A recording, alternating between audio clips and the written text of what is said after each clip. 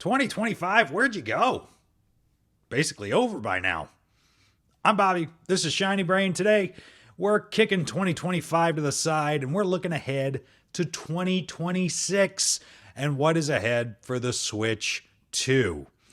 There's both more than I thought and also not that much on the calendar already for 2026. This isn't a huge surprise. Nintendo kind of goes, 6 or 7 months at a time with its releases.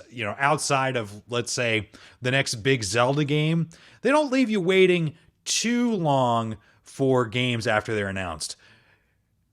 And Metroid. Anyway, these are the games we know of that are coming out after the new year. Starting in January with Animal Crossing New Horizons Nintendo Switch 2 Edition.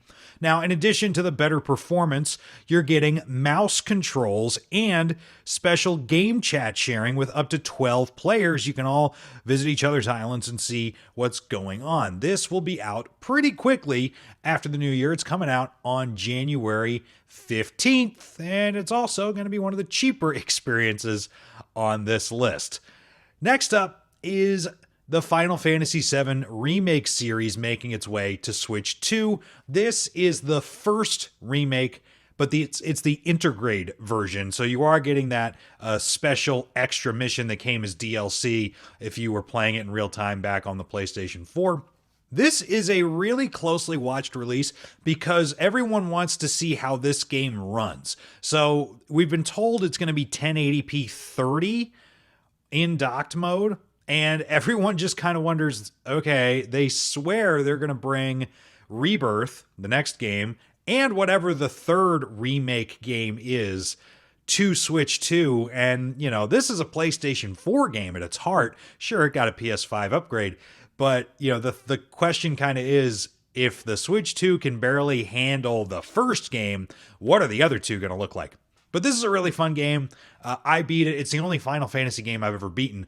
It's really fun, and you should check it out. If you haven't, it's going to be $40, and if you buy it in January or pre-order it now, you can get the original Final Fantasy VII, the Sony PlayStation version. You can get that ROM downloaded to your Switch 2 for free. You could also buy it separately if you miss the window on that. It's usually not more than like $10. So that is January. February is not really headlined by Nintendo. I'll get this out of the way quick. Mario Tennis Fever is coming out on the 12th. This will be $70. It's Mario Tennis. You like Mario Tennis? I have a Mario Tennis for you. Here you go.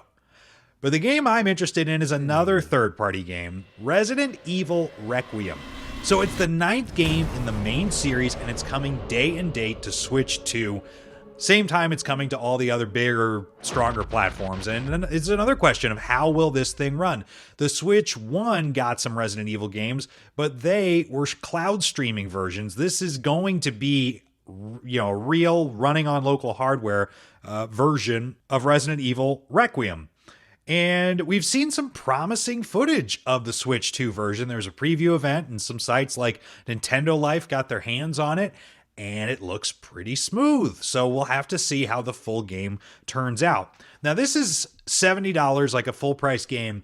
But if you're at all interested in this, might I suggest the Resident Evil Generations pack? It comes not only with this, but with Resident Evil 7 and 8. And that whole package is $90. So $20 more gets you 2 more games. You might have already played those games somewhere else, but if you're at all interested in having them on your Switch, that's a pretty interesting, fairly compelling package if they all play well. Moving to March, Pokemon Pokopia. Would you like some Animal Crossing with your Pokemon?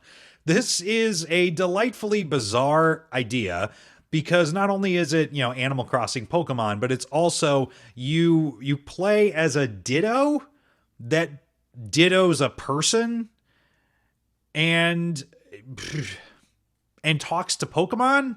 Like, why would you Ditto a person to talk to Pokemon? Because in the Pokemon universe, Pokemon can only say their own names to people, and they only sort of get the idea of what they're trying to say. But Pokemon seem to be able to talk to it. Anyway, that game is coming out on the 5th of March. 5th of March for $70. bucks. There was a big extended trailer that Nintendo released in November for this thing, and I don't know that this one's for me, but it might be for a lot of people, and that'll come out in March. Also coming out in March, a pair of third-party games that I think a lot of people will be excited about. Monster Hunter Stories 3, that's coming out on the 13th. It's a full-price next-gen game at $70. We've seen the Monster Hunter Stories, or the Monster Hunter franchise games, even show up on even older Switch hardware. And this is a really popular place. I think a lot of folks really appreciate being able to play them portably. And then the next game that caught my eye for March is a big question mark. 007 First Light. This game is an interesting one. We have not seen this on Nintendo hardware yet. We've seen there was a big gameplay reveal for the PlayStation 5 Pro version in September. So we've seen that, but we have not seen this game running on a Nintendo Switch 2. The only trailers they put out have been like cinematic stuff. It's pretty easy to reproduce that no matter how the actual game plays. So, people are interested because, Bond series, obviously with 007 on N64, GoldenEye, it's got deep roots on Nintendo systems. But this one, you might be disappointed to hear if the first thought goes to GoldenEye. There's no multiplayer. Local or online, there is no multiplayer in this game. This is a single-player experience, which I love single-player games, and I'm not that big on multiplayer games. So for me, not that upset. But I know a lot of people, especially if you're my age, really will think back to playing, GoldenEye or Perfect Dark, split screen, and you're thinking, oh, that'd be fun to do that again. And it's not going to happen. Not with this James Bond game anyway. Next up, we know these games are coming in Q2. So that means basically before the end of June, but we don't know when they're coming. These are the Mario Wonder Nintendo Switch 2 Edition plus Meetup at Bella Bell Park, which is the supersized version of the Mario Wonder game. I gotta be honest, these Nintendo Switch 2 editions are kind of exhausting me a little bit because they, for the most part, don't really do anything to the base game other than maybe make it run better. And let's be real, Mario Wonder runs fine. And they do these extra modes that in a lot of cases are just not that interesting. We'll have to wait and see on this one. But for now, we're still waiting on a release date for the Mario Wonder Nintendo Switch 2 edition. And Yoshi and the Mysterious Book also coming out at some point before the end of June 2026, according to Nintendo at this point. So those are the games we have vague or specific dates for. These are games that we've been told are coming in 2026, mostly by third parties, but we don't have dates for them just yet. First up, Adventures of Elliot, The Millennium Tales. This is an awesome looking HD 2D game that is not turn-based. This is an action RPG, and I think it looks really cool.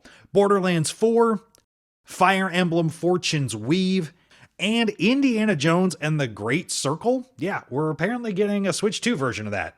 Buckle up. I have questions.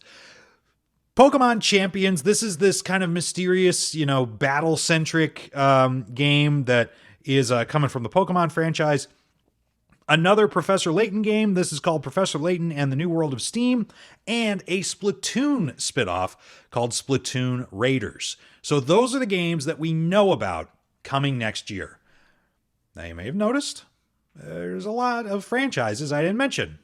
Nothing from Zelda, very little from Mario, nothing from main Mario.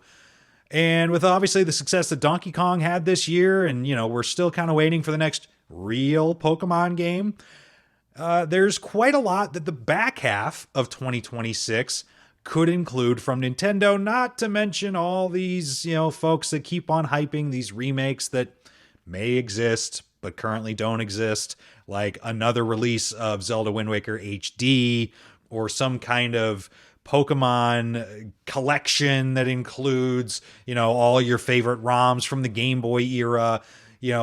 These things that I'm sure Nintendo could do. At the moment, they have not told us that they will do.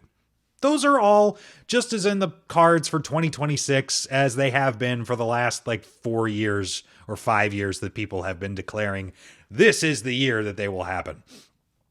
My take, I don't think we're getting a new Zelda game next year. Maybe we get a re-release.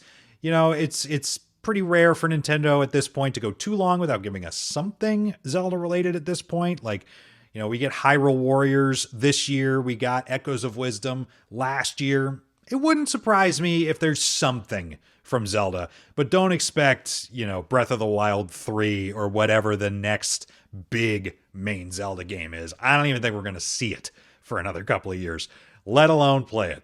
What do you think of these games? Which ones are you looking forward to the most?